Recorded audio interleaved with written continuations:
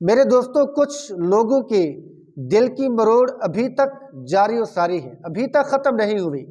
میرے شیخ و مرشد پیر ذوالفقار احمد نقشبندی رحمہ اللہ کی ذات کے اوپر کتنے اعتراضات کیے گئے، کتنے ان کے اوپر جملے کسے گئے کہ کوئی کہتا ہے موت کے وقت ٹوپی کیوں پہنائی گئی جو ان کے سر کو ڈھانپا گیا تھا، کوئی کہتا ہے جنازے میں تاخیر کیوں کی گئی، کوئی کہتا ہے کہ جنازہ تھا یا جلسہ تھا، کوئی جنازے کے اندر جلسے والا ماحول بن گیا، علماء اکابرین کو ٹائم دیا گیا، ہر کسی نے اظہار کا خیال کیا، تو اس طرح کا منظر پیش کیوں آیا؟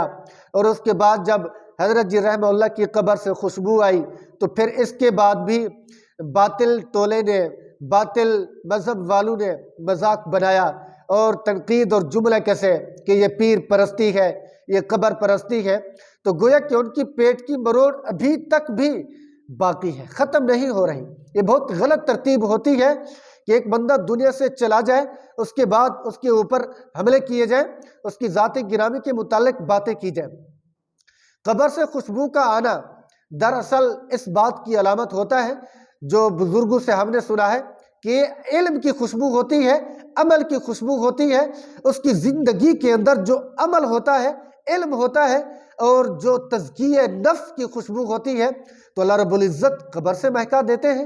قبر کی مٹی کہتی ہے کہ یہاں کوئی علم والا، یہاں کوئی عمل والا دفن ہوا ہے۔ یہ چیز ہوتی ہے کہ اللہ رب العزت کرامت کا ظہور کر دیتے ہیں۔ کرامت کوئی فرضی نہیں ہوتی، کوئی واجب نہیں ہوتی، یا اس کو اگر کوئی نہ مانے تو وہ کافر نہیں ہوتا، نہ کوئی مستحب ہے، بس یہ مبارک چیز ہوتی ہے۔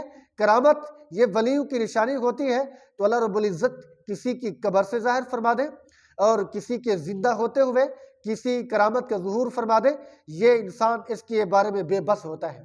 میرے شیخ و مرشد کی زندگی میں کتنی کرامات کا ظہور ہوا، لیکن حضرت جی رحمہ اللہ نے سوائے ترغیب کے کسی کرامت کا تذکرہ کیا ہو تو کیا ہو، ورنہ بے جا جہاں کوئی فائدہ نہ ہو رہا ہو بلا مقصد کسی کرامت کا تذکرہ نہیں کیا۔ اور اس کے ساتھ ساتھ یہ بھی کہا جاتا ہے کہ حضرت جی کے جنازے میں تاخیر کیوں کی؟ بھئی حضرت جی ہاسپٹل میں تھے، اس وقت کافی دھند بھی چھا چکی تھی، اس وقت قریبی رشتہ داروں کا آنا بھی مشکل ہو چکا تھا، اتنی زیادہ سردی اور دھند تھی، تو ان کی وجہ سے یہ تاخیر کی گئی۔ تو بار بار وہ حضرت جی فرما رہے تھے، پیر حبیب اللہ صاحب دامت برکاتہم العالیہ، کہ باہر سے لوگ راستے میں تھے، عقیدت مند اور مریدین اور خلفاء، وہ بھی بار بار فون کر رہے تھے کہ ہماری انتظار کرنا، ہم ابھی راستے میں ہیں۔ تو لہٰذا جنازے کا تاخیر ہو جانا یہ ان بنیاد کی وجہ سے، ان وجوہات کی بنا پر ہوا تھا، کوئی اپنی ذات کی طرف سے انہوں نے تاخیر کبھی نہیں کی۔ تو جو حدیث میں آیا ہے کہ جنازے میں تاخیر نہ کرو، اس وقت تک تاخیر کا مطلب یہ ہے کہ چہرے کے اندر کوئی متغیر حالات پیدا ہو جائے، چہرہ پھٹنے کے قریب ہو جائے، بدن میں کوئی تبدیلی آ جائے کہ حالت تبدیل ہونے لگے، اتنی زیادہ رکھیں، تو اس وقت کا حکم ہے کہ اس کو جلدی دفنا دیا کرو اور اتنی زیادہ تاخیر نہیں کرنی۔ لیکن کوئی اپنی طور پر تاخیر نہیں کرتا۔ اگر کسی ضروریات اور مجبوری کی وجہ سے تاخیر ہو جائے تو انتظامیہ کا کوئی قصور نہیں ہوتا، اہل خانہ کا اس میں کوئی قصور نہیں ہوتا۔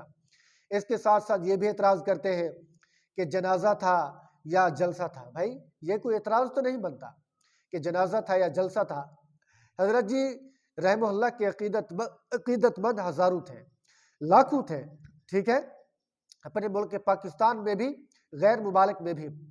تو بڑے بڑے چند مخصوص علماء کو تھوڑا سا اظہار خیال کے لیے وقت دیا گیا جو اپنی دل کی بات کر سکیں، تاکہ انتظامیہ کو پتہ چلے کہ کون حضرت جی سے عقیدت رکھتا تھا۔ اور اس موقع پہ انہوں نے تھوڑی سی حوصلہ افزائی بھی کی، تسلی بھی کی، اظہار تعزیت بھی کیا۔ اس میں کون سا بڑا جرم ہو گیا؟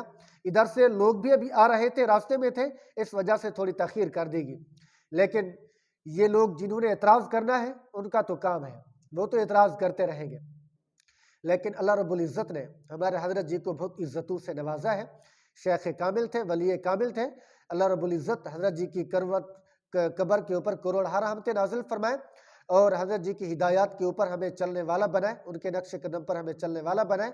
تو سب حضرات حضرت جی کے لیے دعا کیا کریں، اللہ رب العزت ان کے پسماندگان کو بھی صبر جمیل نصیب فرمائے، ان کی اہلیہ کو بھی اللہ رب العزت حوصلہ دے، صبر دے، تاکہ ان کو یہ غم، ان کا غم ہلکا ہو جائے، ٹھیک ہے۔